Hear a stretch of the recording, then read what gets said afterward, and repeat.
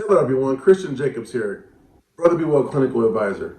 Today I'll be covering coping strategies and dealing with trauma and basically what are some of the tips and strategies you can use when you've experienced traumatic events. So with experiencing traumatic events, it's really a physical and a psychological experience that you have. So you have that physical experience of the symptoms that you may experience, such as maybe loss of sleep and the flashbacks and some of the maybe weight loss or maybe weight gain or maybe a loss in activities or a loss in pleasure in doing things.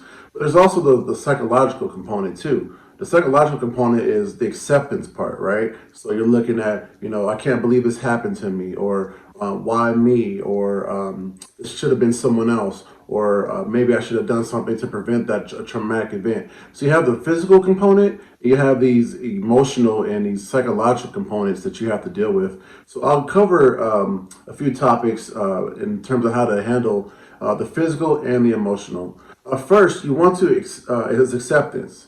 So you really want to accept basically the event that has occurred and basically your place in it, meaning that you accepted that the time has passed and you're in the present moment now, and now you have the ability to do something about it in terms of how you cope with it moving forward. So and also in the acceptance part, it's really an acceptance of understanding that basically things may be different from this point moving forward, meaning your emotions may be a little different, the way you feel may be a little different, the way you see the world may be a little different, but also looking at it in the positive light, saying that with treatment and with dealing with the issue of trauma, that may be temporary. It may not always be this way in terms of how you see the world or see maybe that a traumatic event that occurred or that environment. So that first part is really the acceptance part, and also realizing that the emotion can be temporary. So you may be feeling that way now about the event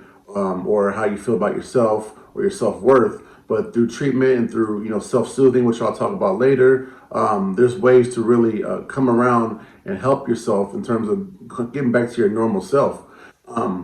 It's also normal to experience some of these symptoms because what's happening in your body, your brain is trying to reconcile and is trying to figure out what to do with those traumatic experiences. So the reason why you have flashbacks is because your brain has processed those memories in a wrong way, basically. So when you sleep, when your brain is sleeping, it has the ability to process things in the right areas. So you imagine it as a computer, right? So you have a file, and it's taking that file and it's putting it in this part of your brain. And then you have this file, this is what your brain is doing, and then it sees, okay, I have this here, I put it in this part of the brain. But with trauma, here, that event, your brain doesn't know what to do with it. So it's putting it here, maybe put it over here in this part of the brain, and as a result, you'll have a flashback. It'll pop up at the wrong time, which may be while you're sleeping or while you're hanging out with someone. So understand as time goes on, as treatment goes on,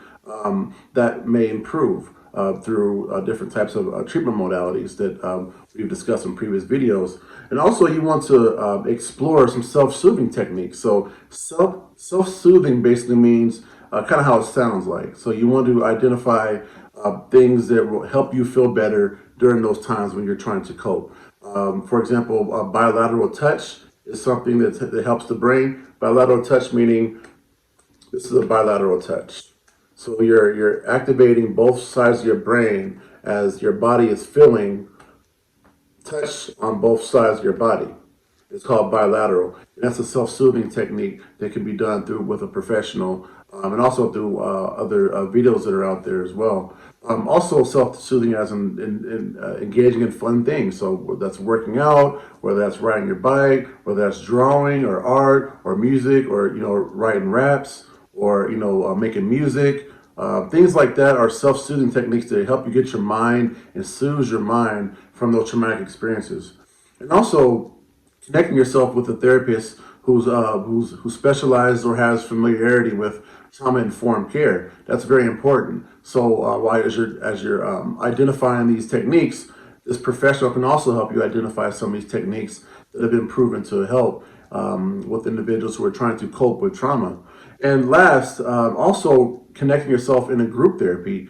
Group therapy is very helpful because one thing that happens when you're experiencing trauma is you feel it was just you, or maybe you're the only one in it. You feel isolated. You feel like no one else is experiencing that same feeling but you. However, with group therapy, you're with other people who may have experienced these feelings and may have experienced that event or in a similar event, and they can share their experiences together. So it lets you see that, hey, I'm not the only one who's going through this, or oh, I thought I was the only one who felt, that every time I go to this environment or this room, I want to leave immediately, or I feel like crying, or my hands start to sweat immediately.